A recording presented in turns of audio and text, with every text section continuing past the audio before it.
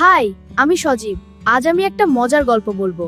শুরু গল্পটা করি। আমাদেরই মতন একটা ছেলের নাম তার বকুল।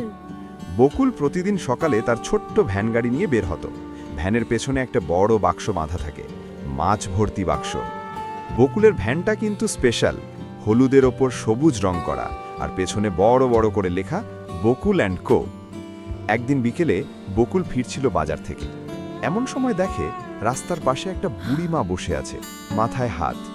বকুল ভ্যান থামায়, নামিয়ে জিজ্ঞেস করে, মা কি হয়েছে? বুড়িমাটা চোখ দিয়ে পানি পড়ে, বলে, বাবা, আমার হাতের চুড়ি ভাঙ্গা গেছে। এটা ছিল আমার মায়ের দেওয়া শেষ চুড়ি।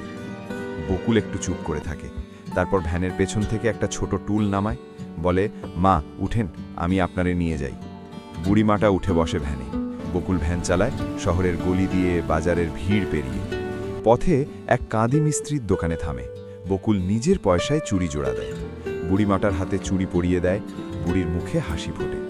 বুড়ি বলে, বাবা, তোর নাম কি? বাবা, তোর নাম কি? বকুল বলে, মা, মা, আমার আমার নাম নাম বকুল, আর এই আর এই ভ্যান, আমার van Bakul and co. Bakul and co.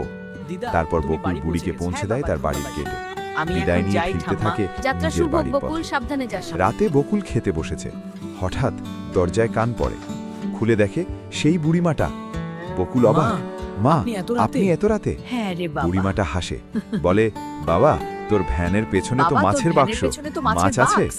বকুল মাছ বলে, আছে? হ্যাঁ, মা আছে। হ্যাঁ আছে। বুড়ি বলে, আমার নাতি বাড়িতে এসেছে, ওর জন্য 1 কেজি ইলিশ দে। দে। বকুল দৌড়ে গিয়ে ভ্যান থেকে মাছ নিয়ে আসে।